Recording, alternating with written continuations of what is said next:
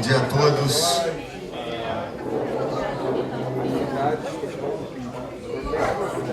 Bem-vindos mais uma vez. Espero que tenham podido aproveitar o pouquíssimo tempo que essa Secretaria Executiva nos deixa à disposição para curtir, né? Esse ritmo de trabalho sobrou pouco. Não é secretaria colegiada, desculpa. De executiva não tem nada, ela só é...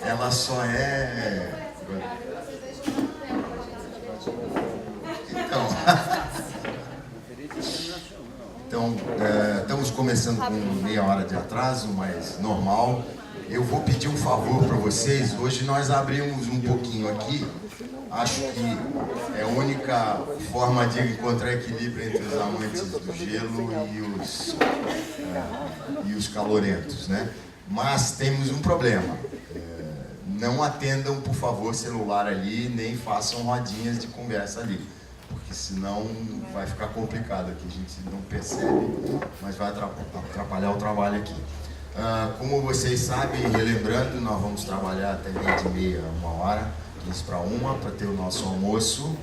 E à tarde, a continuidade dos trabalhos se dará apenas com os membros da rede e com aquilo que nós chamamos de observadores, que são os animadores dos movimentos em formação.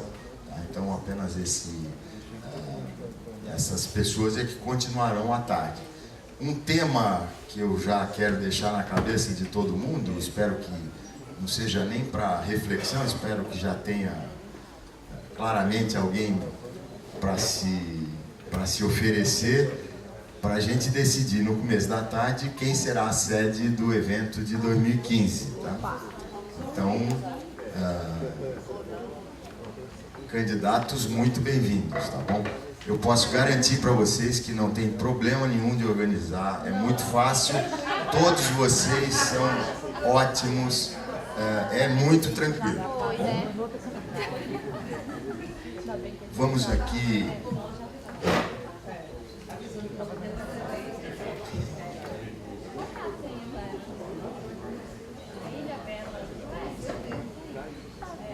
Antes do Jorge anunciar a nossa primeira apresentadora do dia, eu queria dar alguns informes rapidinhos. Bom, primeiro, transfer. O transfer, quem pediu o transfer, amanhã o transfer vai pegar a balsa da meio-dia. É hora marcada. Se perder esse horário, possivelmente vai ter umas 2, 3 horas de fila. Então ninguém vai pegar voo, só dando esse alerta, tá? Então encontro aqui no Ilha Flat às 11. Ele sai daqui conosco ou sem nosco às 11h30, certo? Quem não pegar vai correndo atrás, ok? Então, para confirmação de quem está na lista dos transfer, o transfer é um ônibus, é um micro-ônibus grande de 30 pessoas, não cabe nem mais um nem menos um. Então, as pessoas que confirmaram, a lista está aqui. Se por acaso algum de vocês mudaram de ideia e não vai de transfer, por favor, vão ali, risque o nome para a gente pode ceder a vaga para outro, tá? Isso no intervalo, obviamente. Outra coisa nós vamos entregar, nós temos um pendrive com todo o material para os convidados que irão embora na hora do almoço, a gente vai entregar na hora do almoço. Para os membros e observadores que vão ficar para o período da tarde, nós vamos entregar no final do dia. Que é um presente, é um pendrive diferenciado, é um cartãozinho bem bacana e é um prêmio para quem fica até o fim, certo? É uma moeda de troca. Outra coisa que nós esquecemos de falar é que todo o carbono que foi gerado no evento, nós fizemos um programa de neutralização, nós adquirimos mudas de espécies da Mata Atlântica, todas colhidas aqui no parque e desenvolvidas até a idade meio jovenzinha assim, por uma instituição aqui da Ilha Bela chamada Viva Floresta, é uma ONG, e todos o plantio estão sendo feitos por membros do Instituto. Eles assinaram uma carta de compromisso que eles têm que cuidar pelo menos 2 anos. Então todos arrumaram algum lugar em suas casas. Por nossa sorte, nós temos ainda Menos eu, que eu não posso plantar lá.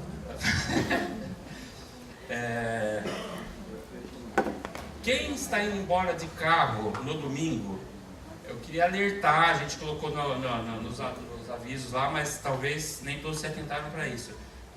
Nós estamos no final de semana, domingo vai ter fila de balsa. Quem está de carro, ou saia antes do almoço, ou saia à noite ou na segunda-feira de manhã, certo? Ou, se não se importarem, de pegar 2 horas de fila, 1 hora, depende. Ou ainda é possível entrar no site da Travessias da Dessa e tentar fazer 1 hora marcada para amanhã. Então, pode tentar ainda, até com 2 horas de antecedência, se consegue fazer. Precisa ver se tem horário. Tá? E finalmente, aquelas pessoas que tiveram apoio financeiro para alguma coisa e que tem reembolso, ou façam hoje sem falta no intervalo. Certo? A Karina está aqui até na hora do almoço. A partir desse momento ela estará, mas não terá mais dinheiro. Ok? É isso.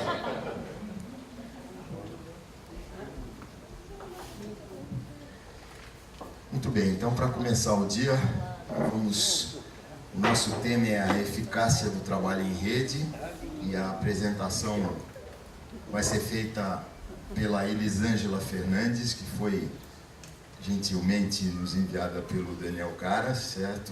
Ela é assessora de comunicação e mobilização da campanha nacional pelo direito à educação, é jornalista formada pela PUC São Paulo, atuou como repórter nas revistas Nova Escola e Gestão Escolar, da Fundação Victor Tivita, da Editora Abril, e no movimento Todos pela Educação. Foi assessora de imprensa da Univesp TV, da Fundação Padre Anchieta. Em 2013, foi uma das vencedoras dos prêmios Abril de Jornalismo e do prêmio Amped de Jornalismo. Ainda nesse ano, foi finalista do prêmio ESSO de Jornalismo 2013, todos eles na categoria Educação. Bem-vinda.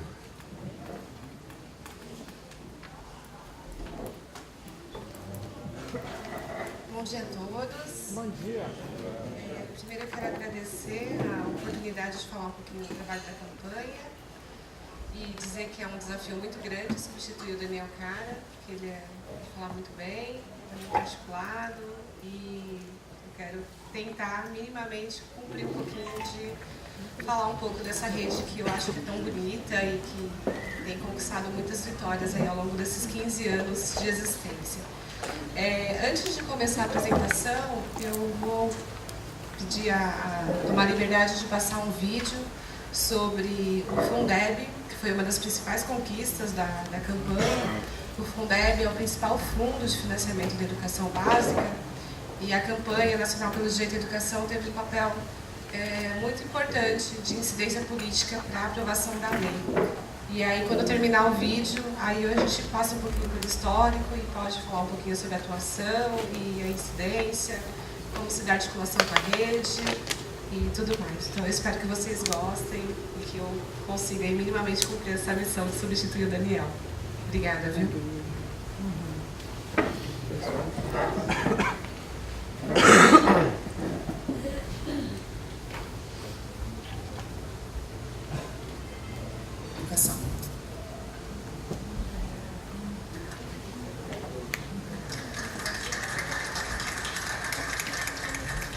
Você está vendo a comemoração do Prêmio Darcy Ribeiro, o mais importante do Congresso Nacional na área da educação.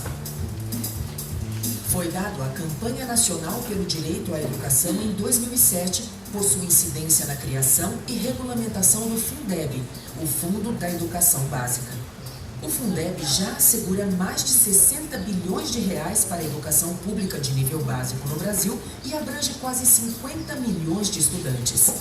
Quem vê essa cena pensa que sua aprovação foi fácil, mas não foi. Coordenada pela campanha, a sociedade civil conduziu intenso debate no Legislativo, apoiou, mas também combateu as propostas do governo federal, construiu amplas parcerias e procurou despertar a atenção de toda a opinião pública. A Constituição Brasileira de 1988 assegura a educação como direito de todos e dever do Estado e da família. Em 1998, entrou em vigor uma lei que duraria até 2006 e assegurava recursos da União, dos estados e municípios para a educação fundamental. era o Fundef, Fundo do Ensino Fundamental. Já o Fundeb, Fundo da Educação Básica, era uma reivindicação da sociedade e promessa eleitoral do presidente Lula, que assumiu a chefia da República em 2003. Foi apresentado pelo governo federal ao Congresso Nacional em junho de 2005 para substituir o Fundef, abrangendo a pré-escola, o próprio ensino fundamental e o ensino médio e a educação de jovens e adultos. No entanto, a expectativa da sociedade civil era mais ambiciosa. Queria a inclusão das creches, a indicação de um padrão mínimo de qualidade que elevasse os valores pagos por aluno, a definição de um piso salarial nacional para os profissionais da educação e mais recursos da União para o fundo. Criada em 1999, a Campanha Nacional pelo Direito à Educação é uma rede de ação política que atua pela garantia do direito à educação pública e de qualidade para todos e todas. É dirigida por 10 organizações da sociedade civil de diversas naturezas, movimentos sociais, ONGs, sindicatos, fundações, gestores públicos, conselheiros. Conta com uma equipe profissionalizada que coordena suas ações e 19 comitês regionais em 18 estados. A campanha liderou o movimento Fundeb pra Valer e se tornou reconhecida como uma das principais interlocutoras tanto do governo como do Congresso Nacional. No movimento Fundeb pra Valer, a campanha operou suas 6 estratégias de atuação. Articulação institucional. A campanha promoveu postura de parcerias e alianças para agregar forças políticas pelo Fundeb pra Valer. As organizações participaram dos momentos públicos, assinaram documentos de apoio, mobilizaram as bases em seus locais e algumas atuaram diretamente no comando do movimento. Mobilização. Garantiu a base social das ações, mostrando que existem sujeitos políticos presentes e atuantes. As mobilizações combinavam irreverência e arte popular na ação política.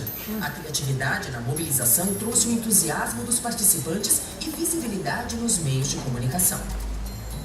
Comunicação em rede. Disseminou e compartilhou informações estratégicas. Promoveu a conexão, o encontro e a troca entre os integrantes do Fundeb pra Valer, reforçando a sensação de pertencimento. Para a opinião pública, deu visibilidade aos posicionamentos políticos com qualidade e rapidez. Pressão sobre autoridades. Foram várias as ações de pressão sobre o Poder Executivo e o Legislativo. Audiências públicas no Congresso Nacional, reuniões com membros do Poder Executivo e com parlamentares, arrastão, visita relâmpago aos gabinetes de congressistas, atos públicos, publicação do nome de parlamentares ausentes, correspondências para líderes, enxurrada de e-mail com cartões postais de apoio ao Fundeb. Produção de conhecimento. Deu suporte às ações, garantindo sólida argumentação técnica. Os documentos ajudaram a convencer os parlamentares e agilizar suas apreciações e deram credibilidade junto aos partidos, aos parceiros institucionais e aos meios de comunicação. Formação de atores sociais. A participação direta nas ações e discussões em nível local ou nacional formou novos atores sociais e aprofundou a experiência de quem já atuava politicamente. Muita gente teve a oportunidade de chegar a Brasília e atuar no Congresso Nacional. Muitos ativistas aprenderam a debater temas áridos, como o financiamento da educação. A incidência do Fundeb teve 3 fases: debate da proposta junto ao Executivo, tramitação da PEC, proposta de emenda constitucional que criou um novo fundo, tramitação da MP, medida provisória, que regulamentou o fundo. O primeiro desafio da campanha e das organizações envolvidas no comando do movimento Fundeb pra Valer foi reunir uma ampla frente em torno de uma pauta. Dentre os vários pontos em discussão, as creches foram definidas como ponto agregador. Em torno dela vieram institutos empresariais, ativistas dos direitos da criança, movimentos de mulheres, feministas, advogados, que se somaram aos ativistas da educação. Um logotipo de impacto ajudou a criar uma identidade coletiva. Com fácil e rápida compreensão, sintetizou o movimento e seu espírito. Repare que o bebê não chora por carinho ou atenção, exige seus direitos. O slogan lembra que a educação é um direito para toda a vida, incorporando todas as etapas da educação básica. Uma teleconferência proposta pela campanha abriu o debate com o ministro da Educação e seu secretário executivo para todo o Brasil. Com isso, se fortaleceu a articulação institucional e a relação com aliados dentro do governo, e ainda agregou novos parceiros e qualificou quadros locais. Eventos e debates pelo Brasil afora deram extensão geográfica ao movimento e sensibilizaram os parlamentares em suas bases. O lançamento do Fundeb para valer aconteceu com carrinhata e chocalhaço no Congresso Nacional, anunciando a força do movimento e em especial das mulheres.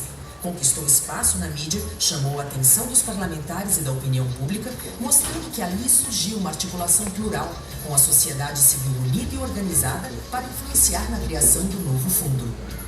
Ao longo dos 3 anos e meio, foi importante sustentar uma agenda permanente, com prazos e objetivos bem definidos. É o que manteve unido e mobilizado um grupo tão heterogêneo. O movimento formulava suas estratégias independentemente do partido no poder, de sua origem ou de suas promessas eleitorais. A cada etapa era feito um constante remapeamento das forças em jogo, tanto no governo como no Congresso. Os aliados, assim como os adversários, estavam em todos os partidos. Os interesses do Poder Executivo Municipal, Estadual e Federal conflitavam com os direitos cidadãos. Estados e municípios disputavam mais recursos do Fundeb e temiam um impacto negativo em seus orçamentos. Dentro do próprio governo federal, a divisão era grande.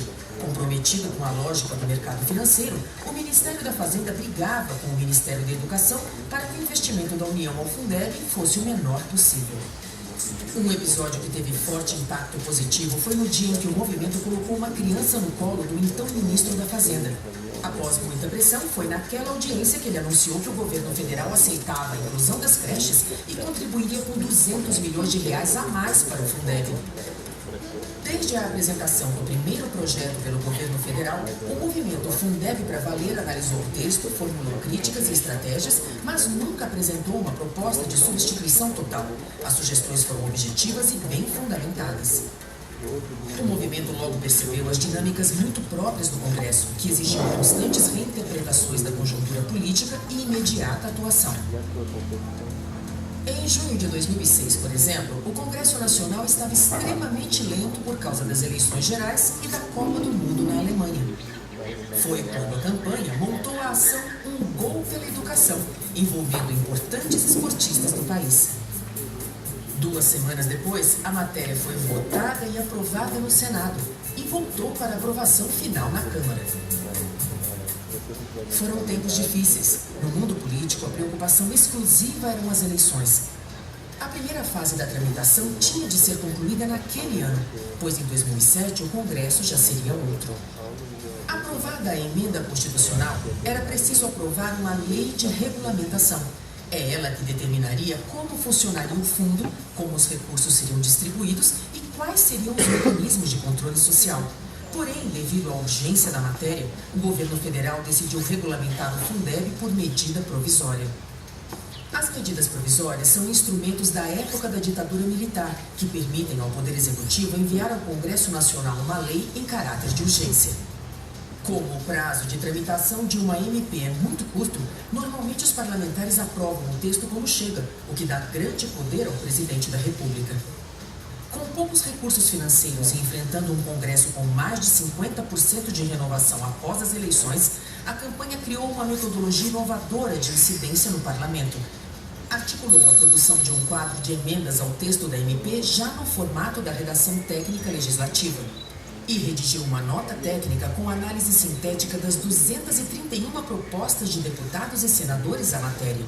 Foram materiais de fácil leitura e bem argumentados, que subsidiaram as decisões dos parlamentares. Assim, o Fundeb para Valer teve quase todas as suas propostas aprovadas na lei de regulamentação. Essa metodologia garantiu à campanha uma conquista inédita. Nunca a sociedade civil tinha influenciado de fato uma medida provisória. As diversas estratégias da campanha eram ativadas rapidamente, a qualquer momento, de acordo com a conjuntura. A relação com os meios de comunicação é fundamental para qualquer mobilização social. As matérias jornalísticas nem sempre são favoráveis ou mesmo imparciais, e ainda assim é importante conseguir espaço nos meios. Os jornais de grande circulação são particularmente importantes nas ações de pressão sobre autoridades. Simpáticos ou não a uma causa, Jornalistas precisam de fontes confiáveis, dispostas a atendê-los com agilidade, com sólida argumentação técnica ou evidente demonstração de força política. O movimento se colocou como fonte dos meios de comunicação. De modo geral, a mídia se mostrou favorável ao Fundeb. Editoriais, notas, notícias pontuais lembraram ao leitor comum que o Fundeb estava em pauta e com atraso em sua votação. O movimento retransmitia esses artigos por fax aos parlamentares. Para além da aprovação do fundo, a discussão pública foi em si muito importante. A educação infantil como direito nunca havia sido tão debatida, sua importância para o desenvolvimento da criança como base para o aprendizado e a socialização. Uma visão agora distanciada do processo permite aprendizados. Os aliados estão em todos os partidos, os adversários também. Atenção, mesmo parlamentares com histórico de apoio ao movimento social têm compromisso com as decisões do governo local ou federal. É preciso ficar sempre alerta aos prazos e à natureza da tramitação em cada etapa do processo. Um prazo perdido pode inviabilizar uma conquista. Muita atenção às sutilezas nos textos de lei. Pequenas modificações de redação podem implicar grandes mudanças no projeto. É importante ocupar espaços nas disputas entre situação e oposição. Toda negociação exige flexibilidade, mas os princípios devem ser preservados. O movimento Fundeb pra Valer obteve vários avanços na aprovação do novo fundo. Inclusão das creches. Graças ao Fundeb está garantida a educação desde o berço. Mais de 10 milhões de crianças de 0 a 3 anos de idade poderão ser atendidas a partir de agora. Recursos. O governo federal está obrigado a complementar o fundo com pelo menos 10% de seu total a partir de 2010. Serão mais de 5 bilhões de reais por ano. Qualidade na educação. A lei do Fundeb contém as bases para que sejam definidos os investimentos que garantam um padrão mínimo de qualidade para a educação básica. Valorização dos profissionais. O Fundeb também determinou que fosse estabelecido um piso salarial nacional para os profissionais do magistério. Controle social. Estão previstos diversos mecanismos de monitoramento e participação da sociedade na operação do fundo. Com o protagonismo inédito da sociedade civil, a aprovação do Fundeb representa uma mudança histórica na educação brasileira. Traz um resultado que anima a sociedade para novas conquistas. O Fundeb é um primeiro e importante passo. Muitos outros são necessários e a campanha nacional pelo direito à educação continua perseverante em seu trabalho para garantir que todos os brasileiros e brasileiras tenham acesso a uma educação pública de qualidade.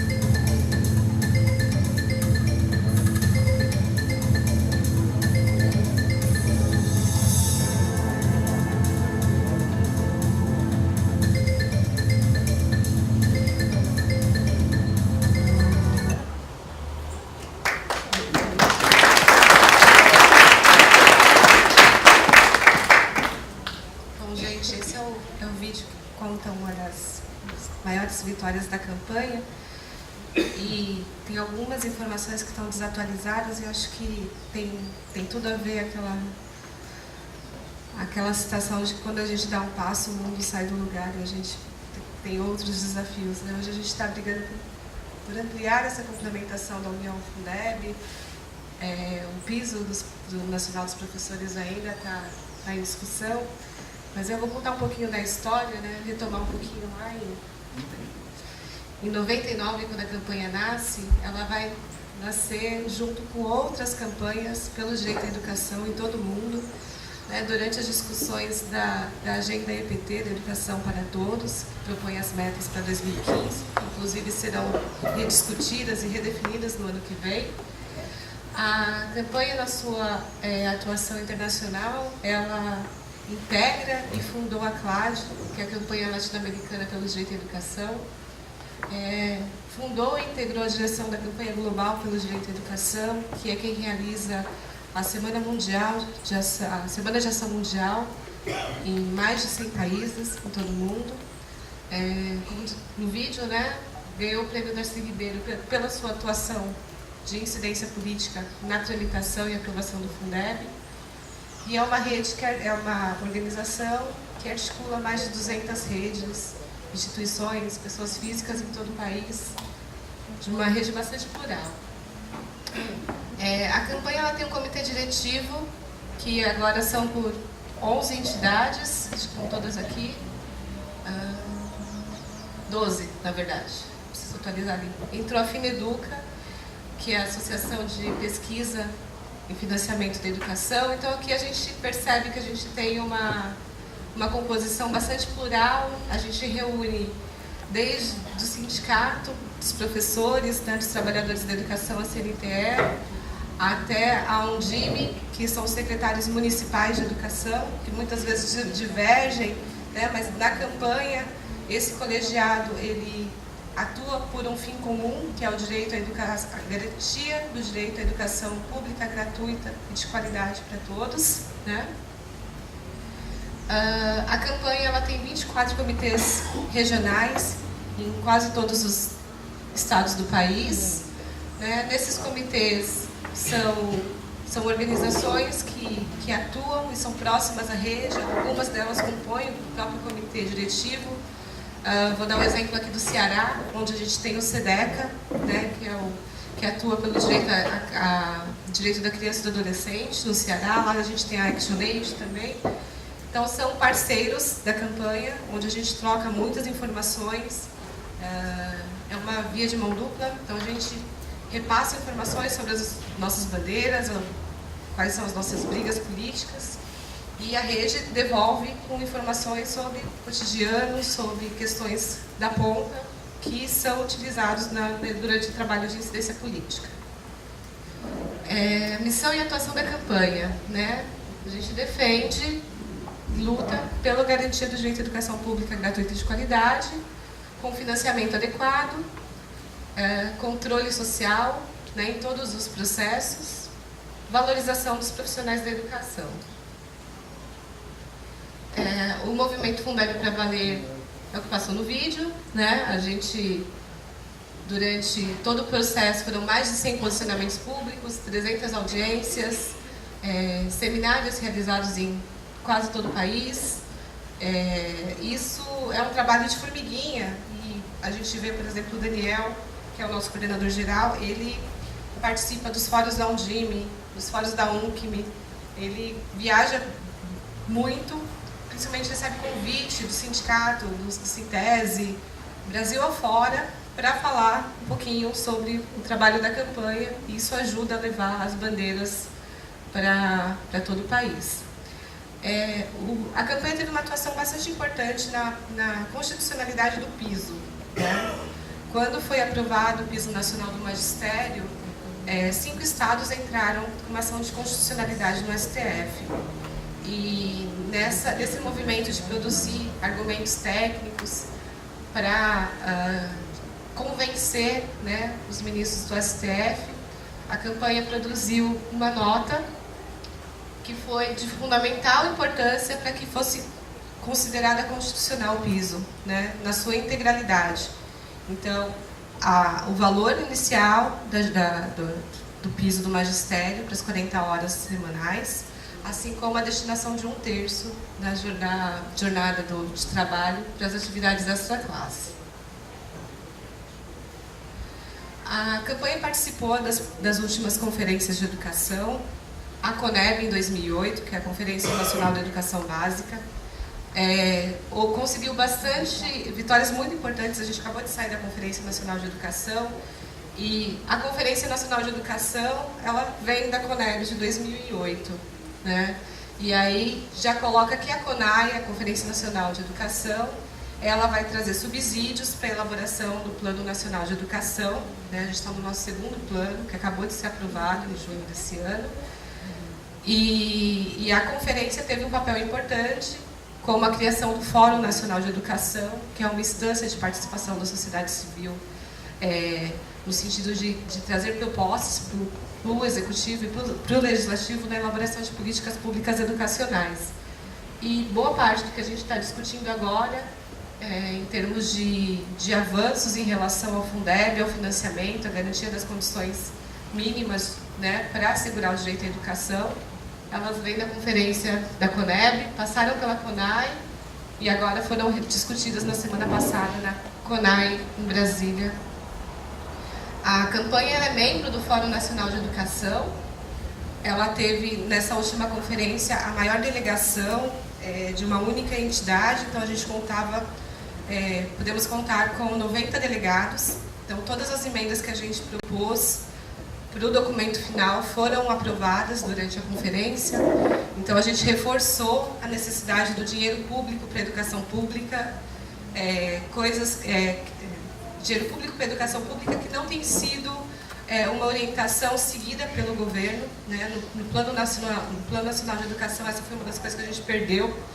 A gente conseguiu os 10% do PIB para a educação, que era uma demanda antiga da sociedade civil, mas a gente não conseguiu os 10% do PIB para a educação pública, né? No final da tramitação, com uma manobra, o governo deixou em aberto, podendo a iniciativa privada receber ou contabilizar, né, os recursos passados para a iniciativa privada nesses 10% do PIB.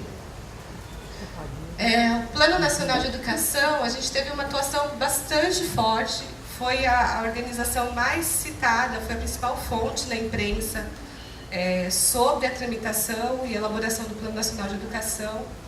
Isso muito por conta da qualidade do embasamento teórico, das notas técnicas que foram produzidas, sempre contando com o apoio das redes. Então, a Fineduca, que faz todo esse trabalho na área de financiamento, né, de pesquisa e financiamento da área da educação, que tem como presidente o professor Marcelino, da Universidade de São Paulo de Ribeirão Preto, o Luiz Araújo, lá de Brasília, que são pessoas fundamentais que trouxeram subsídios para que a gente pudesse levar uma nota técnica para o Congresso Nacional, para dizer por que os 7% do PIB proposto pelo governo federal para a educação era pouco.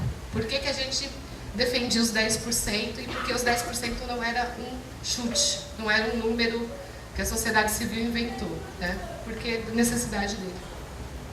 A tramitação do Plano Nacional de Educação, ela durou quase 4 anos. Foi um embate muito grande, principalmente com o governo federal, né, com o executivo, que não acatou as deliberações da Conferência Nacional de Educação. Então, a proposta era que o governo levasse em conta o que foi aprovado na Conferência Nacional de Educação e levasse isso em conta na hora de elaborar o seu projeto de lei. Isso não aconteceu. Então, a gente tem vários exemplos, né? O indicador de custo-aluno-qualidade, que eu vou explicar mais para frente do que se trata, ele não foi considerado na proposta do governo. O governo previa 7% do PIB para a educação e não 10%, como foi aprovado na conferência. Então, o governo ele demorou para mandar o projeto de lei para o Congresso. Quando mandou, não atendeu às necessidades ou às deliberações da sociedade civil. A partir de então, começa um trabalho super forte da campanha com a sua rede, e aí eu estou falando da campanha, mas sempre entendam essa rede de organizações. E assim como teve o movimento Fundeb para Valer, foi criado o movimento PNE para Valer, né, que acompanhou todo o processo de tramitação. Foram realizados muitos tuitaços, cartas públicas, cartas abertas, trabalho de convencimento com os parlamentares. Então, Na Câmara, no início da tramitação, ele teve recorde de pedidos de emendas, né, propostos pela sociedade civil e que foram acatados e solicitados pelos parlamentares. Né? Então, a campanha acompanhou cada etapa, né, cada comissão. Então, na Comissão de Constituição e Justiça, na Comissão de Educação, na Comissão Especial da Câmara, do Senado, e dando visibilidade e informando a sociedade por meio de releases, pelas redes sociais, quais eram os riscos de cada votação. Então, no Senado foi muito difícil, houve muito retrocesso no projeto de lei. E aí, quando ele volta para a Câmara pela segunda vez durante a sua tramitação, a gente consegue resgatar boa parte daquilo que tinha sido conquistado na primeira passagem pela Câmara do projeto. Ele foi sancionado em junho, felizmente sem vetos, né? Aí, às vésperas da eleição presidencial, acho que isso, nesse contexto político, favoreceu para que o projeto de lei fosse aprovado sem vetos, né? Mas num cenário bastante complicado, porque a nossa Conferência Nacional de Educação era para ter acontecido em fevereiro, né? Mas como o projeto estava atrasado, a tramitação, e você teria quase 4.000 educadores, gente dos movimentos sociais, brigando em Brasília, cobrando, né, um plano nacional que estava atrasado, que deveria ter sido aprovado em 2010, ele foi adiado de forma arbitrária pelo Ministério da Educação e aconteceu só agora, né, pós-eleições.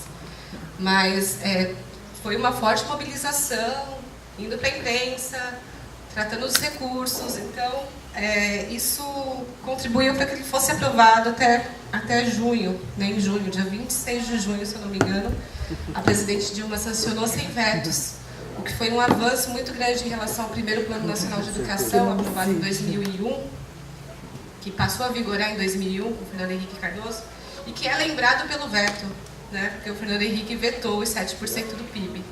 Né? Então, aquela conferência de 2008, a CONEB, ela foi importante para colocar o instrumento de que o Brasil precisava estipular um percentual de investimento em educação em relação ao PIB. Né? E isso, a Conferência Estadual, a Conferência da Educação Básica traz, isso vira uma emenda constitucional, a Emenda Constitucional 59, de 2009, se não me engano, e isso vai para a CONAI, é aprovado na CONAI, e aí a gente tem um Plano Nacional de Educação que já traz um percentual do PIB para a educação, estabelece um percentual do PIB para a educação, sem a possibilidade de veto. Né? O que poderia ser vetado seria o valor do percentual, né? E não o percentual em si. E aí a gente teve uma grande vitória, que foi a sanção da presidente Dilma sem vetos do Plano Nacional de Educação. E acho que todo mundo sabe, o plano ele deve nortear a elaboração das políticas públicas para os próximos 10 anos, então de 2014 até 2024. Uma das principais bandeiras da Campanha Nacional pelo Direito à Educação é esse instrumento que a gente chama de CAC, Custo Aluno Qualidade Inicial. Ele começou a ser desenvolvido em 2002, quando a Denise Carreira estava à frente da Campanha Nacional pelo Direito à Educação, ela era a nossa coordenadora geral. Ela desenvolveu o instrumento junto com o professor Marcelino, da USP de Ribeirão. E o que é o Custo Aluno Qualidade? Né? O Custo Aluno Qualidade ele vai tentar inverter a lógica de funcionamento, de financiamento da educação básica. Como funciona hoje? Né? E funcionou com o Fundef e com o Fundeb. Você tem a arrecadação, né? Os fundos estaduais, e o que é arrecadado, esse bolo, é dividido, né, para os municípios e para os estados. Para aqueles estados que não conseguem chegar no patamar mínimo de financiamento, a União complementa, faz a complementação para que os estados cheguem no valor mínimo de financiamento. Esse valor mínimo de financiamento, ele ainda é muito pouco, e ele não garante as condições mínimas de qualidade. Então, a gente tem, no Brasil, só 7 estados cumprem integralmente a lei do piso, né, segundo o último levantamento do CNTE. As escolas carecem de falta de infraestrutura, então de biblioteca, de acervo de livros, de laboratório de ciências, de informática, de quadra coberta. E o que esse indicador vai fazer? Ele vai discutir com a sociedade em oficinas, em colóquios, com especialistas, com pesquisadores, com pessoas, com profissionais de órgãos de controle social, como o Ministério Público, TCU, para definir quais são os insumos mínimos de qualidade para a garantia desse direito. Então, você vai ter a elaboração desse indicador. Lá em 2002, ele vem sendo construído, e aí a gente conseguiu algumas vitórias importantes. Em 2010, o Conselho Nacional de Educação, ele analisou um parecer sobre a implementação do custo aluno-qualidade e aprovou reconhecendo o instrumento como válido para reverter ou modificar a forma de financiamento da educação no país. Esse parecer está 4 anos e meio agora na homologação do Ministério da Educação. Né? Por que o Ministério da Educação ainda não homologou esse parecer? Porque, ao homologar esse parecer do Conselho Nacional de Educação, automaticamente a União passa a se responsabilizar ou a ampliar a sua complementação ao Fundeb, né? Ampliar o repasse de recursos para os estados e municípios. Numa estimativa que a gente fez para o ano de 2012, o professor Marcelino da Fineduca e o Luiz Araújo, eles estimaram que a complementação da União para o Fundeb ela deveria passar de 9 bilhões, que é o que acontece hoje, para 44 bilhões. Uma diferença de quase 37 bilhões Não, estou falando da complementação do Fundeb. Então, para a educação do ensino fundamental e médio, por exemplo, a diferença do quanto é investido hoje para o CAC não é tão grande. A maior diferença vai ser na creche. Então, por exemplo, o quanto a gente investe hoje no ensino médio urbano. Né? Hoje o Fundeb repassa por aluno ano R$ 2.516. Esse é o valor mínimo, tá, dos estados que recebem a complementação da União. Considerando o custo aluno qualidade ano, esse valor vai para R$ 3.000, né, no ensino médio. Na creche, você vai ter a maior diferença. Por quê? Porque a gente tem uma população muito grande ainda fora da creche, né? A gente tem como meta aí pelo menos 50% ou atender a demanda, né, de atendimento, todos aqueles que se manifestarem, né, ao direito à educação infantil. A creche, ela prevê turmas menores, então quanto menor a criança, maior é o custo, porque você precisa de uma creche de tempo integral, com professor, com educadores, com formação adequada de nível superior, né, com equipamento, infraestrutura adequada. Então a creche, por conta das turmas reduzidas, ela é muito mais cara, o investimento, né, necessário é muito maior do que o que é feito hoje. Como que o CAC está hoje? Né? A gente aguarda esse parecer do CNE, né, que seja homologado com o Ministro da Educação, seja o PAIN ou o próximo ministro, ele faça a homologação para regulamentar. Além do Conselho Nacional de Educação, a gente conseguiu que o Plano Nacional de Educação, na lei, trouxesse na sua meta 20 de financiamento o custo aluno qualidade. Estipula um prazo para regulamentação do custo aluno qualidade, dizendo que até 2016 o custo aluno qualidade inicial ele tem que ser implementado. E aí a gente está nesse movimento. A CONAI agora ela retomou, votou o custo aluno qualidade, foi aprovado pelos delegados, pelos quase 3.000 delegados que participaram da conferência. O Ministério da Educação se comprometeu a criar uma comissão para discutir os impactos do financiamento, né, porque a gente vai passar de uma complementação da União de 9 para 44 bilhões. E a nossa expectativa é que o CAC seja regulamentado até maio de 2015, quando completa 5 anos da aprovação do Conselho Nacional de Educação. Por que a gente tem maio como prazo? Né? Porque provavelmente a cada ano, no final do primeiro semestre, início do segundo semestre, começa a discussão no Congresso Nacional da LDO, da Lei de Diretrizes Orçamentárias. Então é importante que o CAC seja regulamentado antes da discussão da LDO no Congresso, para que ele entre no orçamento e, a partir de 2016, os estados e municípios possam contar com esse investimento das suas redes. Uma vitória importante da campanha foi a aprovação da Lei dos Royalties, que destina 75% dos royalties do petróleo para a educação e 50% do Fundo Social do Pré-Sal para a educação.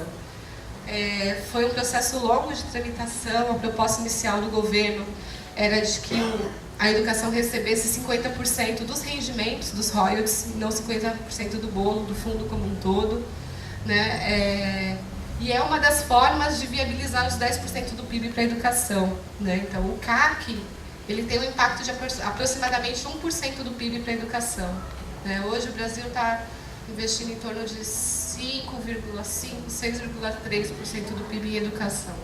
Então é um esforço significativo para que a gente possa compensar o atraso, né? Não significa que a gente precise investir 10% do PIB para sempre, né? Mas nessa tentativa de fazer o esforço e garantir as condições mínimas de funcionamento, 10% do PIB por um período é necessário para que a gente possa atender essa demanda. A campanha hoje ela desenvolve, desde 2010, a iniciativa Fora da Escola Não Pode, em parceria com o Unicef.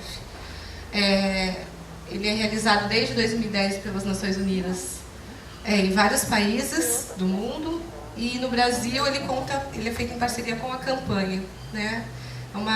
É um projeto que ele tem como objetivo o enfrentamento à exclusão escolar, porque a gente costuma dizer que o acesso à educação no Brasil ele foi universalizado, principalmente quando se olha para o ensino fundamental, que a gente já tem taxas de atendimento aí na casa dos 97%, 98%, né, segundo o censo e as PNADs do IBGE. E se a gente olhar com calma, né, e olhando assim para o Brasil, né, esse país continental, os números relativos, às vezes eles enganam, né, porque os números absolutos, pequenos percentuais, eles significam grandes números absolutos, né? Então, os 2% que estão fora do ensino fundamental são quase 1 milhão de pessoas, né?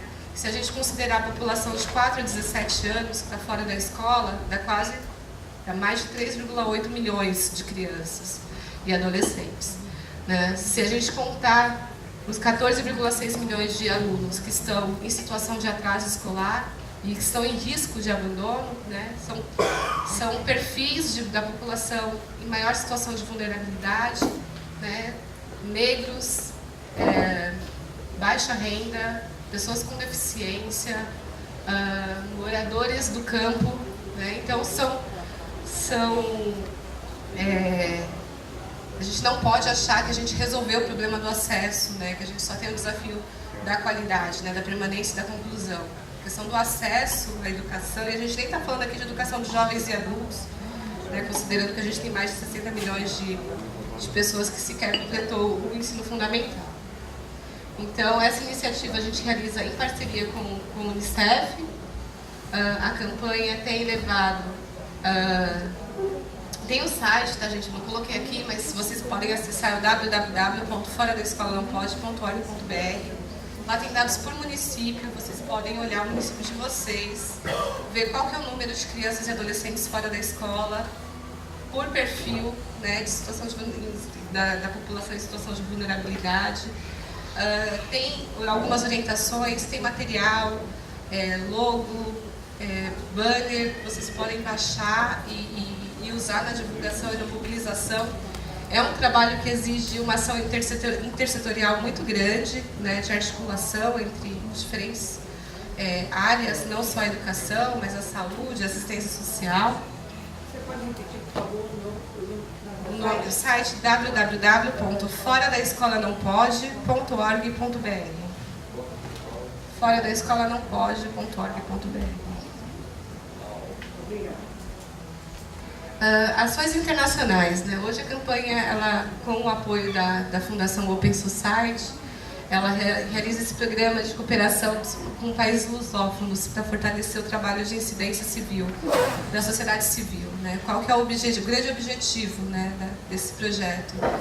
É levar o conhecimento e a articulação que a campanha faz aqui no Brasil para empoderar, né, e servir de subsídio para as para a criação e fortalecimento de redes, né, da sociedade civil em Angola, Moçambique, Guiné-Bissau.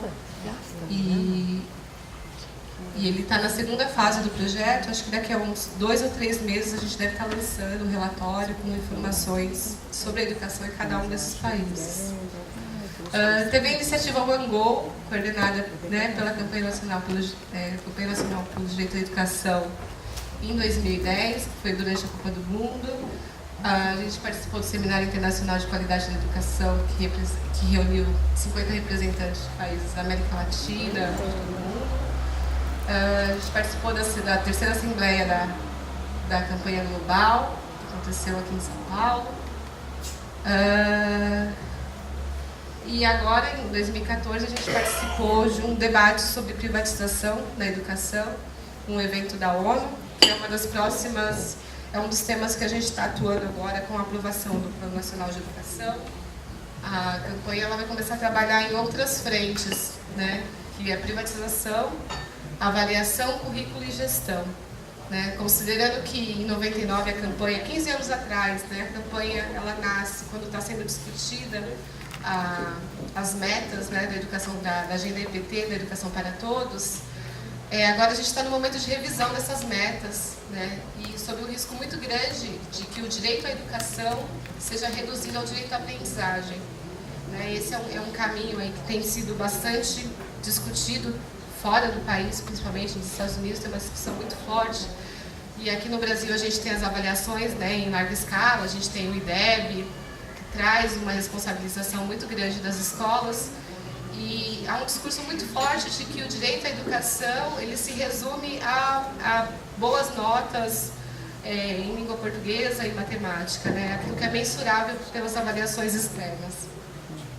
E aí a campanha ela vai começar a atuar fortemente nessa seara para discutir, né, e nesse processo de convencimento dos atores sociais de que o direito à educação ele não é só um bom desempenho em prova, né, ele vai muito além de uma boa nota no IDEB ou na Prova Brasil, né, de que se trata de uma formação mais ampla, de uma formação para a cidadania, onde entra aspectos culturais, né? Então, essa é a nossa grande, junto com a implementação do CAC, né, do Curso de Qualidade, a gente vai começar a atuar agora muito forte, de forma mais forte, na questão da avaliação, currículo e gestão. Está em discussão no Ministério da Educação a construção da base curricular nacional, né? A gente tem um currículo padronizado. É um tema bastante polêmico, mas está previsto na LDB, está previsto nas diretrizes curriculares do CNE. Então, esse é um debate que a gente vai começar a travar e estamos no momento de levantamento, de contato com pesquisadores da área, sempre na tentativa de trazer argumentos técnicos que possam servir de subsídio para a mobilização, né, tanto da imprensa, e eu estou falando um pouco como assessora, né, de comunicação e mobilização da campanha, mas também dos próprios pesquisadores, então nos seminários, nos fóruns onde a campanha atua, no Congresso. Então ela tem sido reconhecida principalmente pela qualidade técnica, né, pelo embasamento dos seus argumentos. Então eu acho que isso é a grande força da campanha, de mobilizar essa rede, né, de manter essa rede informada, com informação de qualidade, né, e sempre orientando quais são os caminhos para mobilizar, para fazer pressão sobre os atores sociais, sobre o legislativo, sobre o executivo, né, a pluralidade. Então a campanha ela é apartidária. Dentro do comitê diretivo você vai ter pessoas e organizações de diferentes partidos, né? Isso é muito importante para garantir a autonomia da organização. E assim, a gente conquista, né? São muitas conquistas. A gente acabou de sair da CONAI, da Conferência Nacional de Educação, com todas as emendas aprovadas. Vamos para a luta agora para a implementação do curso Aluno Qualidade. E o que eu posso dizer é que a rede é linda, é o que a campanha tem de melhor, assim. É muito bonito a gente ver o engajamento das pessoas que votam, que se doam, que publicam no seu perfil lá no Facebook.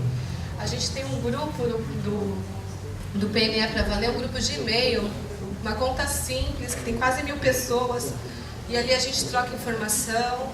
A gente sabe, por exemplo, por essa rede, né, chega a informação que o Ministério da Educação, por exemplo, estava articulando uma tentativa de inviabilizar o CAC na Conferência Nacional de Educação, e aí a gente se organiza e propõe estratégias para contornar o problema.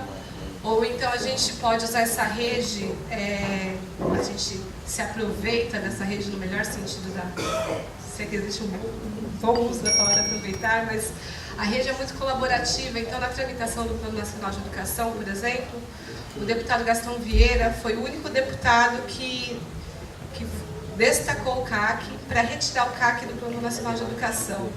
E ele é do PMDB do Maranhão, a gente tem o Comitê Estadual do Maranhão, e ele em Brasília não quis atender o Daniel, quando o Daniel estava fazendo o trabalho de convencimento dos parlamentares. O deputado vai para o seu estado, chega lá e tem uma forte mobilização dos professores, dos sindicatos, da sua base eleitoral. E aí na semana seguinte, quando ele volta para Brasília, ele fala assim, ele diz, olha, precisamos conversar. Então esse apoio local, ele tem uma forte influência sobre o trabalho, né, nacional da campanha, né? Então assim, essa base, ela é muito importante para a campanha e acho que o grande desafio nosso, que a gente enfrenta todos os dias, é de estar sempre em comunicação, sempre em contato, levando informações e recebendo informações. Então é isso, gente. Eu queria contar um pouquinho do trabalho da campanha. É um trabalho super rico, uma rede linda, muito engajada, um pessoal que se doa muito pelo direito à educação. E tem antes de finalizar, uma coisa que eu não mencionei. A campanha, quando ela nasce em 99, ela estava sediada na Ação Educativa, lá em São Paulo. E ela ficou na Ação Educativa, funcionou durante muitos anos, né? Acho que não tem 4 anos que a campanha saiu da Ação Educativa. A Ação Educativa continua fazendo parte do nosso comitê diretivo, mas a gente só se constituiu juridicamente, né, com o CNPJ há cerca de 4 anos. Então a gente começou lá com uma equipe extremamente pequena, né, de 3, 4 pessoas basicamente. Então no começo era só Denise Carreira, Iracema, um estagiário na área de comunicação, e a equipe foi ampliando, a gente conseguiu, né, a gente tem uma sede, um lugar onde a sede é alugada, tá? A gente tem uma equipe de 11 pessoas, né, uma equipe bem pequena, mas muito engajada, e é um processo, né, de profissionalização, de busca de recursos, de financiamento, e é isso. A gente começou de forma um pouco institucionalizada, mas a força da campanha é a rede, né? É a articulação e a comunicação com a rede. Então, acho que é isso, gente.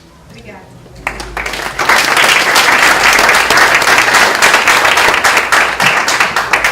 Obrigado, Elisângela. Parabéns pela apresentação. Eu acho que ninguém tem a menor dúvida da relevância do tema, e isso aqui nós devíamos ter, quem sabe, o dia inteiro para discutir sobre a educação. Mas o nosso tema, e nós temos perguntas previstas, é a eficiência de trabalho em rede. Então eu queria sugerir a vocês, por conta do adiantado e do atraso nosso na agenda, que a gente focasse as perguntas especificamente sobre o funcionamento da rede, tá? Porque se a gente começar a debater muito o sucesso e a educação em si, a gente vai ter problemas de atingir os nossos objetivos, ok? Então, eu queria sugerir a vocês que nós vamos conectar a apresentação de Elisângela com o tema que é a reflexão sobre o papel da rede, a importância de trabalhar em rede, tá? Como desenvolver mais isso. Então, tem algumas propostas de temas aqui que abrem para vocês conversarem comigo, refletirem e conversarem. Ao mesmo tempo pode fazer as perguntas para a Elisângela, mas passando por esses 4 temas aqui: capitalização da rede, como impulsionar e fomentar novos movimentos, questão da comunicação, né, estratégia para a comunicação interna entre membros da rede, externa comunicação da rede para fora, a sinergia, o compartilhamento de experiências e a captação institucional. Só que para isso a gente vai ter que abrir espaço para vocês falarem com controle de tempo, tá? Para que a gente possa dar conta do nosso tempo hoje pela manhã, porque ainda tem mais 2 apresentações antes do almoço hoje. Então, na conversa aqui, a pergunta para a Elisângela e também vocês refletirem e conversarem sobre esses temas. Então a gente vai dar 2 minutos para cada um, tá? Falar, apesar de serem 4. As inscrições vão ser com a Carolina e ela vai mostrar, quando estiver faltando 30 segundos, vai mostrar que está faltando e uma cartela depois de tempo contado. Porque nós temos até as 11 horas, não temos muito tempo, temos cerca de meia hora para isso. Ok? Já tem inscritos? Quem é o primeiro, Jorge? O Ded. O Ded e depois o Clã. Bom, um dos desafios que a gente sabe sobre o funcionamento e a constituição da rede são compatibilizar diferenças, harmonizar ideias. Só queria te fazer uma pergunta. Todos pela Educação, basicamente uma organização criada por empresas, né? Ah, bom, então, e que tem um perfil diferente de algumas organizações que faz parte, tem se engajado. Eu sei que não é uma coisa muito simples, só queria te fazer uma pergunta, porque são organizações diferentes, de canais diferentes, de ideologias diferentes, né? Que esse é o grande desafio de uma rede, né? Como você anda junto, eles fazem parte, e por quê? Vamos fazer várias levantamentos, depois aí ela responde o que tem que responder, mas também outras reflexões que podem não passar diretamente para a Elisângela. Gente, só assim, obrigada, Elisângela. Conheço o trabalho da campanha, né? A gente participa com o Minesc. E eu queria, principalmente com relação àquele vídeo que passou, né? Para a gente fazer algumas reflexões que eu acho que são boas para a gente como rede, né? O que é forte na campanha? Você tem um tema nacional que une todos os estados e todos os coletivos desses estados, uma estratégia de ação, né, que é discutida coletivamente, mobilização, uma boa fundamentação do tema. Então, assim, como uma provocação para a gente, né, essa experiência da campanha pode ser legal para refletirmos sobre a própria rede social de cidades, né? O tema que nos une? Eu penso que a gente tem um tema nacional que nos junta, né, que é o Programa Cidades Sustentáveis. E como é que a gente pode fazer, qual a estratégia que a gente pode ter para que a gente tenha ações conjuntas nacionalmente que nos reforce como rede. Então eu acho que para isso a campanha nacional pelo direito à educação é inspiradora, né?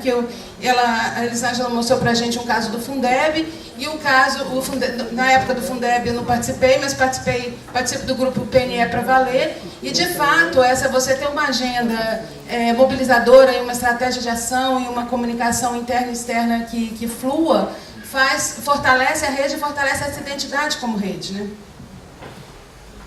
Pessoal, o registro não vai ser feito em cartelas, é só na gravação, então eu vou pedir para o pessoal falar no microfone, então vocês vão ter que falar. Eu acho que é você agora, o próximo.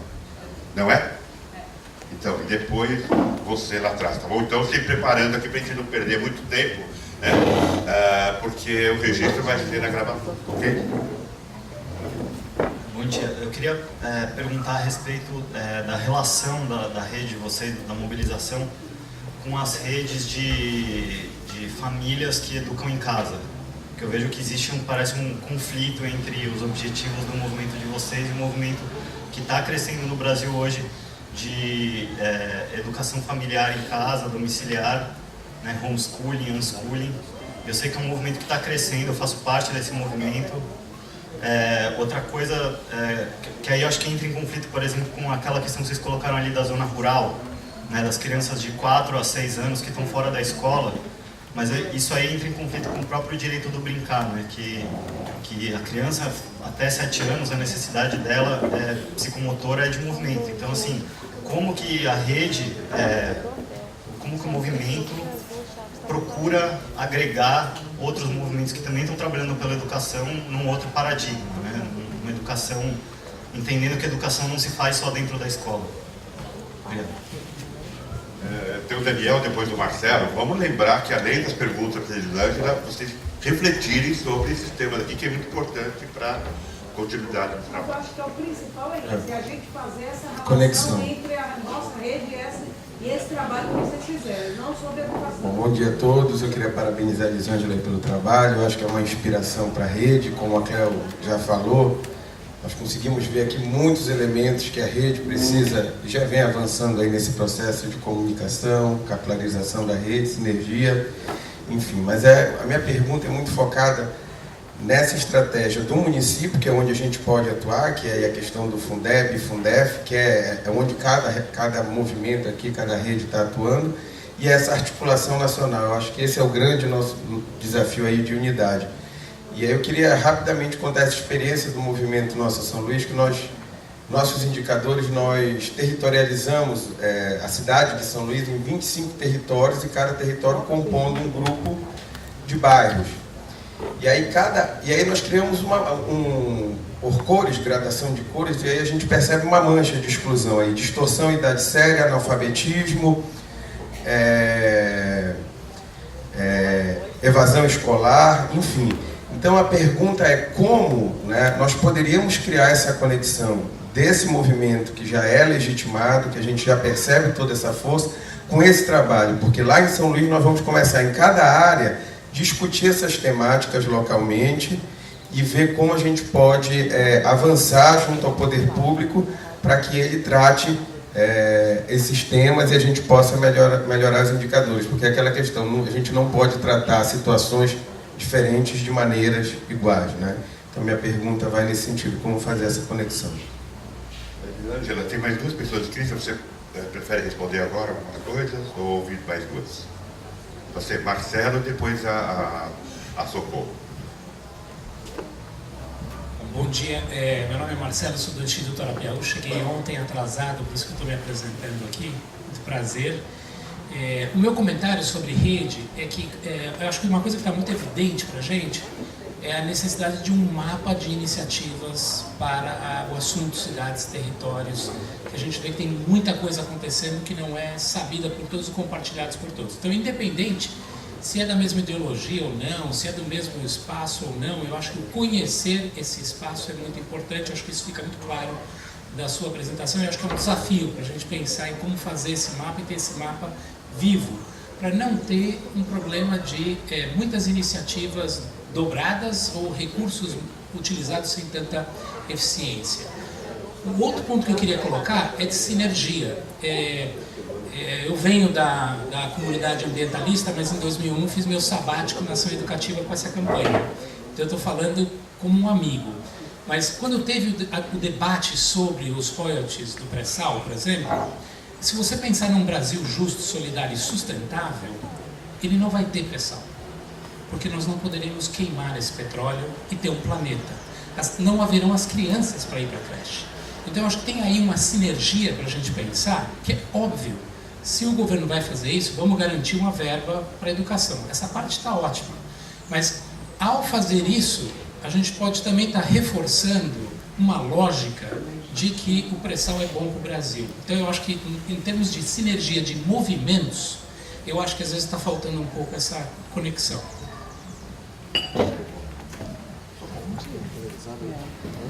Olá, eu sou Maria do Socorro, do Instituto Nossa Criança.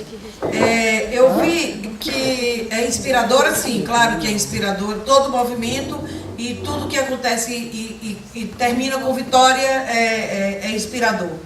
Agora, o que eu vejo com relação a esse exemplo que foi apresentado hoje e a nossa realidade, eu acredito que isso é exatamente para nos inspirar, é que na educação existe uma capilaridade, existe já uma vontade, os estados, os municípios, as escolas, esse número de professores que chega lá no bairro, não chega apenas em todos os bairros da cidade, e isso é fantástico. Então, eu acredito que no nosso movimento, inclusive com relação à PEC, nós temos que dar conhecimento agora, nesse movimento, por exemplo, da PEC, dar conhecimento e procurar os sindicatos a nível nacional, Oded, procurar sede de sindicato, procurar a própria educação, quem é que pode, a nível nacional, como está acontecendo agora com os prefeitos, para que a gente possa, eles conhecendo o nosso movimento, saber tudo que a gente colocar para aprovação a nível nacional, todo mundo saber e a gente ter essa capilaridade também.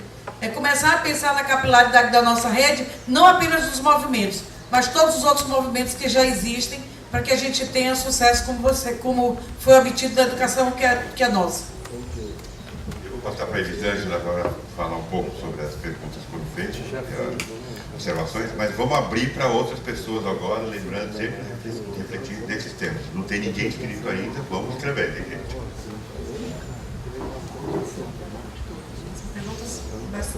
Perguntas bastante difíceis, vou tentar responder.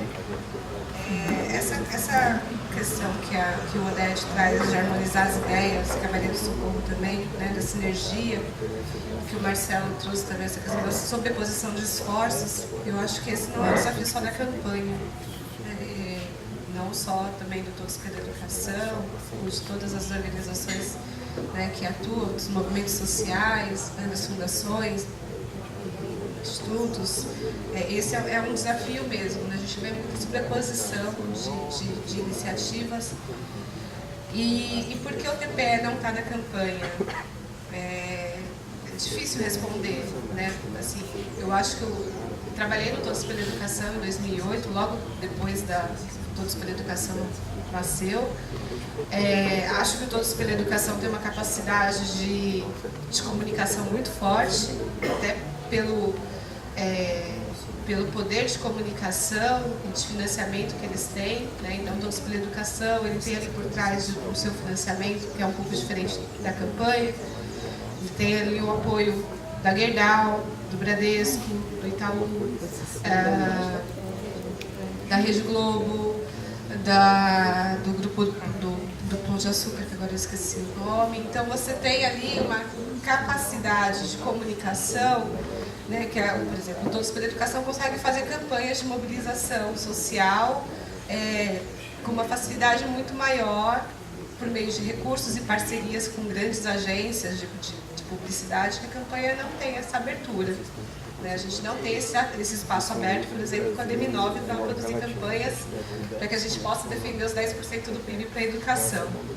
Né? Então, o Todos pela Educação, ele vai numa linha que ideologicamente é muito diferente da linha que a campanha defende. Né? Embora os dois movimentos estejam defendendo a educação, a visão e a concepção de educação que está por trás são muito distintas. Né? Então, Todos pela Educação, ele tem conseguido algumas vitórias, eu vou citar uma delas, a realização da avaliação de alfabetização da ANA, né? Prova de alfabetização, que é uma das metas deles, que é ter toda criança alfabetizada até os 8 anos. Eles são muito calcados no desempenho, na remuneração por mérito, nesses indicadores que tratam e estão ligados sim ao jeito da educação, mas que, e aí eu acredito que do ponto de vista do direito à educação que a campanha defende, da concepção de educação que a campanha defende como uma concepção mais ampla, ela não se resume só a esses desempenhos das avaliações. E aí tem uma diferença de mobilização. Hoje, se você pegar o Facebook, né, só para dar uma dimensão da diferença de mobilização do Todos pela Educação e da diferença de mobilização feita pela campanha. Se você for olhar no Facebook do Todos pela Educação, eles têm um número de curtidas muito maior do que a campanha. Né? A campanha, ela raramente, a gente patrocinou posts, né, publicações no Facebook pouquíssimas vezes, até por uma questão de falta de recursos mesmo. Porque a nossa rede ela é muito engajada. Né? Então, as pessoas que são, as 70 mil pessoas que curtiram a página da campanha, são pessoas que acompanham, acompanham um discurso que às vezes é mais difícil de ser assimilado pela população e pelos segmentos como um todo. Pensando por exemplo, né, você engajar o pai, você vir com um discurso de que pai, a sua participação na educação dos seus filhos é fundamental, é muito mais fácil você comunicar isso do que você comunicar a defesa da lei dos royalties para a educação, por exemplo, né? Ou discutir a diferença entre direito à educação e direito à aprendizagem. Então, você tem o engajamento que a campanha tem, que é mais de mobilização, de base, dos movimentos sociais, dos sindicatos. Ela não tem esse apelo de massa que o Todos pela Educação tem. E acho uma pena não tenha, porque eu acho que quanto mais pessoas a gente... Porque é um desafio para a campanha conversar com outros públicos. Acho que a comunicação da campanha tem esse desafio.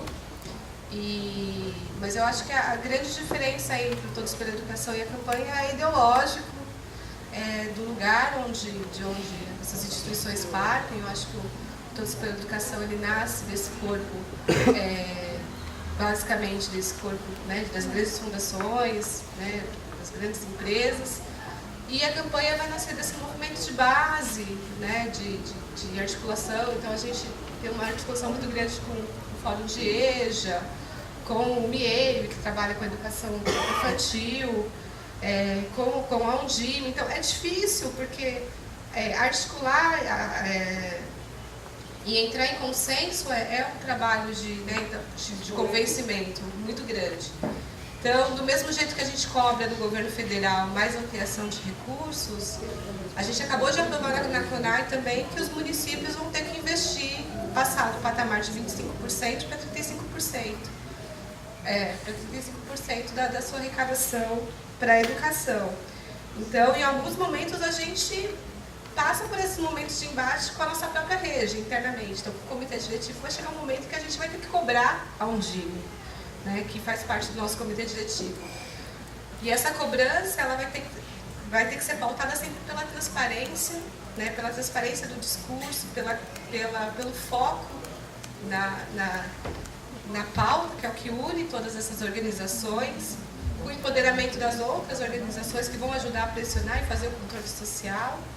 Então, há momentos em que a gente vai encontrar, por exemplo, quando a gente estiver discutindo currículo, gestão e avaliação, muito provavelmente a gente vai encontrar resistência dentro do sindicato dos professores, dentro da CNTE, né? Porque existe um movimento forte contrário à criação de uma base curricular nacional. Então, é sempre na tentativa de fazer os ajustes, né, de negociação necessários de forma transparente, né, e pensando que assim, o foco e o que nos une é o direito à educação pública gratuita e de qualidade. E que em alguns momentos isso vai gerar atritos e vai gerar conflitos e gerar necessidade de mediação com esses diferentes segmentos. Não sei se eu respondi a questão de Todos pela Educação, mas acho que é mais ou menos isso. O tema que nos une, né, que a Cleomar trouxe, eu acho que é um pouco disso. Quando você consegue trazer, né, colocar um tema em pauta, né? A gente precisa aprovar o Plano Nacional de Educação, a gente quer os 10% do PIB, a gente quer garantir o curso aluno qualidade inicial em todas as escolas. Isso são pautas que unem, né, desde os... E aí você precisa ver quais são os atores que naquele momento vão te auxiliar, né, no processo. Então, às vezes, você vai se aproximar mais da oposição, às vezes você vai se aproximar mais da base, do governo. Isso sempre precisa ter um olhar político estratégico para você ver, para que possa se obter o que tem de melhor nessa rede. Então, por exemplo, agora a gente vai discutir a regulamentação do CAC, do Curso Aluno Qualidade no Conselho Nacional de Educação, e a lei do Sistema Nacional de Educação. A gente tem pela frente aí o Congresso mais conservador, desde o processo de redemocratização. Por outro lado, a gente tem um Congresso extremamente municipalista, né? Então, a gente pode tentar aproveitar desses parlamentares que estão aí o debate sobre a questão do financiamento e a tentativa de diminuir a desigualdade do esforço feito pelos entes federados. Então, hoje a União ela investe 1% do PIB em educação. estados 2,2% do PIB, municípios 2,3% do PIB em educação. Então você tem um desequilíbrio orçamentário, né? Um desequilíbrio no investimento em educação no Brasil. Quem mais arrecada, que é a União, é a que menos investe, né? Então, ter um Congresso extremamente municipalista pode contribuir, né, para a nossa luta de convencimento dos parlamentares para que é importante sim que a União repasse mais recursos para os seus estados e para os seus municípios. Então, ter esse olhar sobre o contexto político, quem são as forças que naquele momento podem contribuir para o processo de debate, de disputa, é fundamental, né? Mas isso só pode ser viabilizado dentro da campanha, e isso só acontece porque a campanha é partidária, né? Você não tem ali um processo de defesa de um partido A ou B. Não tem isso. A campanha, por exemplo, não se posicionou institucionalmente nas eleições agora presidenciais, né? Embora a maior parte dos membros do comitê diretivo da campanha, das organizações que dirigem a campanha, elas se posicionaram e tinham posições bastante claras. Mas para que a campanha possa cobrar e fazer se colocar como um agente de cobrança, ele precisa manter essa autonomia, né? O Gabriel falou um pouco da questão do homeschooling. A campanha não defende a escolarização precoce, né? A gente defende o direito à educação infantil. Pediram para eu interromper. Tá. Tem mais uma pergunta, pelo menos, aí depois tem Cássia também. Aqui, na verdade, tem o Paulo, o Guilherme e Juliana, tá? E lembrando, gente, que o tema não é educação, né? O tema, então esse daqui é a importância da campanha pela educação para o Paulo. Paulo Mancini, de São Carlos. Estamos tentando implementar o movimento de sustentação. É um comentário que eu gostaria de fazer. Eu achei interessante a referência da campanha como uma forma de fortalecimento da rede, no caso da rede de cidades sustentáveis. O que mostra, eu acho que a experiência deles mostra que é importante você ter metas, né, que sejam de grande interesse público, como a aprovação do Fundeb, a aprovação do PNE, que criaram as campanhas Fundeb para valer e PNE para valer.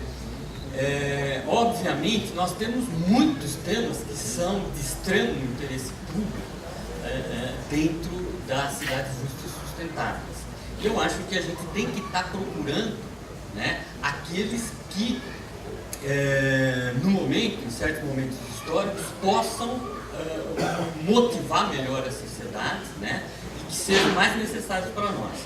Eu acho que, no momento, um deles, né, que eu arrisco a propor para a gente avaliar, é a questão da Política Nacional de Resíduos Sólidos, que é uma lei ótima, absolutamente necessária, que já fez 4 anos e que não funcionou, né, que não está pegando, né, especialmente os planos nacionais, os planos de resíduos municipais, estaduais e nacional, que teriam que estar prontos até 2013, que não foram. Então é só uma sugestão. E agora? Guilherme? Eu vou pedindo para as pessoas virem, mas para a gente não perder um minuto na logística. Deixa eu ter um microfonezinho. A minha primeira sugestão é em relação à questão da captação. É uma dificuldade muito grande a nível de movimento, a nível de ONGs, você arrumar recursos. Então, dentro da rede dos observatórios, eu levei uma proposta e deu certo, que foi o seguinte: a Associação Nacional dos Funcionários do Brasil, o pessoal da direção nacional dos observatórios fez uma parceria com a ANAB e eles estão financiando durante um ano 5 observatórios, dando R$2.000 por mês, né, para 5 observatórios, e depois vão reavaliar, e com certeza eles vão ajudar mais 5, né, 5, depois 10, Então, a sugestão que a nível de rede se tente alguma coisa nesse sentido, para que você possa estimular outras redes, né? Do observatório com a ANAB, a Associação Nacional dos Funcionários do Brasil. Uma outra coisa em relação à sinergia, ao compartilhamento das experiências. Uma das coisas mais importantes que eu acho que acontece nesses encontros é que você, na sua vida, na sua luta diária, você vai perdendo energia, você vai encontrando dificuldade, você vai se abatendo. Aí tem um encontro, aí você vê, está dando certo num lugar, você recarrega as baterias. Mas eu tenho uma preocupação muito grande, é o seguinte, não se registra, não se traz as experiências que não deram certo. E você aprende muito com as experiências que não deram certo. Eu lembro que o Reinaldo trouxe no primeiro dia um pedido de socorro, SOS. Então acho que a gente tinha que pensar em alguma coisa para contemplar e registrar as experiências que não dão certo, que podem ensinar muito para a gente. Só peço para os próximos manterem o tempo dos 2 minutos e prestarem atenção quando o tempo estiver se esgotando e o tempo esgotado. Okay? Nós temos pouco tempo. Eu só queria reforçar a questão da captação de recursos para ouvir hoje, à tarde, como os movimentos estão se mobilizando. Em Belo Horizonte a gente está enfrentando grande dificuldade, não só financeira, mas como de novos voluntários. E que agora, dia 2 de dezembro, a Associação Brasileira de Captadores de Recursos está lançando o Dia de Doar. Então, para a gente refletir isso e trazer também para a rede formas de sensibilização do nosso público local para a questão da doação. Não só doar financeiramente, mas como um tempo, ou ver o que dentro do movimento eles mais gostam e estar participando mais ativamente. Então, ouvir mais vocês à tarde sobre captação. Bom dia, eu sou nova aqui, estou chegando agora. Me desculpem se eu falar alguma bobagem, mas eu gosto sempre de compartilhar as minhas reflexões. Enquanto tema Cidades Sustentáveis, eu fiquei pensando assim, poxa, tem aí a Criança Esperança, né, que é um programa grande. E não sei se porque eu fico pensando grande, talvez um tema mesmo seria o nosso próprio tema mesmo, Cidades Sustentáveis. Por que a gente não faz um evento, né? No ano, pensar, né, coletivamente, a gente fazer um evento chamado Cidades Sustentáveis, né? Onde que a gente faça uma rede, onde a gente consiga mobilizar atores da própria sociedade, que eu acho que tem pessoas que estão interessadas, e discutir isso, e talvez seja uma forma da gente despertar as pessoas da necessidade de se ter uma cidade sustentável. Não sei, eu estou querendo lançar aqui uma coisa que eu pensei, talvez esse fosse o tema. De fato, cidades sustentáveis, em vez de outros. Porque aí a gente teria novos atores, novas pessoas interessadas, né? E que poderiam também trazer novas ideias para a gente. Obrigada. Carlos, agora. Bom, vou fazer uma pergunta, mas fica também um pouco de reflexão para a gente à tarde. A pergunta é: qual é o percentual de voluntariados que tem na campanha e qual é o percentual de contratados? Qual a principal fonte de financiamento? E esses encontros, como você citou aí, 20 de tantos comitês, ou seja, você tem uma capilarização no Brasil inteiro, como é que faz para se encontrar? Porque eu acho que é difícil ter encontros presenciais o tempo todo. Quais são as ferramentas que vocês usam para encontros e para divulgação de informações? Que tipo de mídia social que vocês mais utilizam, que vocês consideram mais eficiente? Não tem mais ninguém inscrito, eu vou passar para a Elisângela responder. Já tem mais pessoas inscritas lá atrás. Então eu vou passar para a Elisângela respondendo a questão do Carlos. E você pode vir para frente para falar sobre. Quem tiver questões, por favor, venham à frente, porque nós temos mais 5 ou 10 minutos. Eu vou tentar responder algumas coisas que eu acho que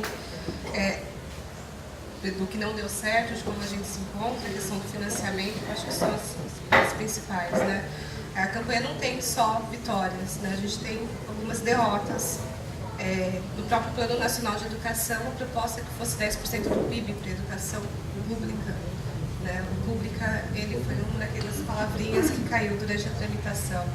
Logo no começo da atuação da campanha, a campanha teve um trabalho muito grande de tentativa de derrubar o veto do primeiro Plano Nacional de Educação. Né? O veto dos 7% do PIB, que o Fernando Henrique Cardoso vetou, e que o presidente Lula nem a Dilma, né, não derrubaram esse veto nos seus governos, né, e a gente conseguiu a vitória só 14 anos depois, com a aprovação do segundo plano, e a gente manteve. Então, teve todo um trabalho de articulação, de mobilização para a derrubada do veto do Plano Nacional de Educação de 2001, e que a gente, né, serviu de aprendizado para melhorar e aperfeiçoar o trabalho com a rede na tramitação do segundo plano e do Fundeb, por exemplo. Como é que a gente faz para se encontrar? A campanha ela realiza todo ano um encontro nacional, né? Onde a gente se reúne em São Paulo, em Brasília, e vem as pessoas de diferentes lugares do país. É um momento importante porque eu acho que ele traz esse gás novo, que é importante, que eu não sei agora se foi o Paulo ou o Guilherme que comentou, dessa necessidade de manter o entusiasmo, né? Então, assim, a gente comemora mesmo cada vitória, a gente fala que é campanheiro, vai campanha, tem uma questão motivacional, mas ela não é aquela motivação só pela palavra, ela vai, né? Ela tem o reconhecimento, tem o cuidado de reconhecer todos os atores que participaram, de citar o nome dos parlamentares, seja que atuaram junto. Então a gente tenta fazer esse encontro anual, juntar todo mundo, né? Esse ano não aconteceu, um pouco por falta de recursos e por conta dos acontecimentos políticos, então adiamento da CONAI em fevereiro, a própria tramitação do PNE, que só foi finalizada em junho, e isso impacta bastante o planejamento da organização, né? Porque a conferência era para ter acontecido em fevereiro. Se esperava que o Plano Nacional de Educação já estivesse sancionado. Então a gente encerrou o ano de 2013 essa semana, né? Isso impacta o planejamento da organização. Financiamento. A gente tem algumas... É muito difícil conseguir apoio institucional, né? A campanha... a gente tem alguns projetos, como esse do Fora da Escola Não Pode com o Unicef, com a Open Society, que financia o projeto dos lusófonos, dos países lusófonos. E parte a gente tem produtos para entregar. Tem o relatório, grupo de exclusão escolar, tem o site, né, tem as ferramentas, que isso são produtos que a gente se compromete a desenvolver junto com o financiador, e parte desse investimento ele vem para o financiamento institucional. Além disso, a gente tem o financiamento hoje do Instituto CIA, Instituto Natura, da Fresse, e só mais 2 minutinhos. E assim, é muito difícil mesmo conseguir o financiamento institucional. A equipe da campanha hoje, a coordenação, ela tem 11 pessoas. A gente tem como desafio que todos os funcionários sejam CLTistas, isso não acontece. A gente tem uma parte da equipe que é CLTista, a outra parte é PJ. Você tem uma questão aí de precarização do trabalho. A gente tem como meta conseguir que todos sejam CLTistas. Voluntários, na sede física a gente não tem, mas a gente conta com o Inés, que a gente vai fazer um seminário, por exemplo, como que a gente fez em Brasília, sobre educação inclusiva. E aí a gente conta com o apoio das redes que indicam pessoas que vão nos apoiar na realização do seminário, por exemplo. Ou com a impressão de materiais que vão ser distribuídos no Congresso. Às vezes a Undime faz esse papel para a gente. Ou o pessoal da UNB. Então, não tem um trabalho de voluntariado tão sistematizado, mas a rede se apoia bastante e acaba utilizando recursos próprios, as próprias organizações, para fazer esse tipo de ação. Então, xerox, impressão, tudo mais. Esse ano a gente não fez o encontro nacional, um pouco por falta de tempo, um pouco por falta de recursos também. Mas, por exemplo, o Comitê de Pernambuco fez a comemoração dos 15 anos da campanha. Fez uma atividade comemorativa super bonita. E aí a gente vai, a gente comemora mesmo as vitórias, mostra o quanto foi difícil. Mas esse encontro presencial ele é muito bom para unir, para mostrar as diferenças. Acho que é isso. Mídia. A principal rede. A gente usa muito e-mail, então assim, algumas ferramentas que são baratas, assim, não tem custo, né? A gente cria no Google Groups um grupo de e-mail como PNE para Valer, que tem quase entre 800 e 1000 pessoas conectadas. Você joga uma informação, todo mundo está sabendo, compartilha, é muito rápido. Facebook, a gente usa bastante o Facebook para compartilhar notícias que saíram na imprensa, ou para debater, ou questionar, ou trazer novas informações. A gente sugere pautas para a imprensa, faz uma interlocução direta com jornalistas. Eu acho que para as redes locais é importante saber quem são os jornalistas. Tem um processo de formação dos jornalistas que é bastante importante, porque... Só mais 2 minutinhos. Porque assim, né, a mídia tem um processo de precarização do trabalho, nas grandes redações. Então, o jornalista que cobre educação é o mesmo que cobre saúde, que cobre meio ambiente, que cobre... Então, assim, tem um esforço da gente... A campanha, assim... Eu não lembro da campanha ter recusado uma entrevista para a rádio universitária, para o jornalzinho do bairro, para os veículos de grande imprensa. A gente fala com todos os veículos, todas as mídias, e assim, o Daniel passa um tempo, eu lá na assessoria passo um tempo no telefone explicando, trazendo subsídios para aperfeiçoar e qualificar esse trabalho do jornalista, né? Twitter, direto para os deputados e para os senadores, tuitaço. Então tem uma discussão, tem uma pauta importante. A gente mobiliza todo mundo da rede e fala assim, tal dia, tal hora, vamos fazer um tuitaço, vamos mandar o seguinte, sei lá, o recado de que a gente exige a aprovação imediata da lei dos royalties. São recursos que a gente tem utilizado bastante. Desculpa, mas olha, o nosso tempo está esgotadíssimo. Tem o Diego, tem o Marcelo e agora a Cecília também pediu 2 minutos, agora, né? Não tem jeito, senão não tem que cortar o coffee break ou o almoço, um dos dois, tá? Não vou fazer ninguém passar por esse sofrimento muito rápido.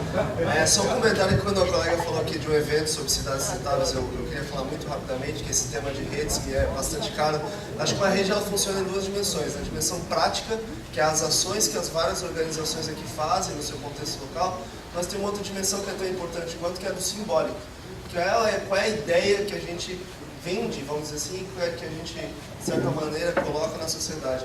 E só para trazer um caso que é muito bem sucedido, eu acho, aqui no Brasil e no mundo, que é o caso do empreendedorismo. Se falasse empreendedorismo há 10 anos atrás no Brasil, as pessoas não sabiam nem falar a palavra. Uma das coisas, além, obviamente, de um movimento mundial nesse sentido, mas que trouxe o empreendedorismo e trouxe como pauta prioritária, foi o trabalho da Endeavor com a Semana Global do Empreendedorismo. Em uma semana, todo mundo fala do tema. Eu só queria trazer assim como um caso de inspiração, porque acho que criar esse vértice, esse ponto focal de atuação é bem importante. Eu não vejo isso como um tema de cidades sustentáveis, enfim, né?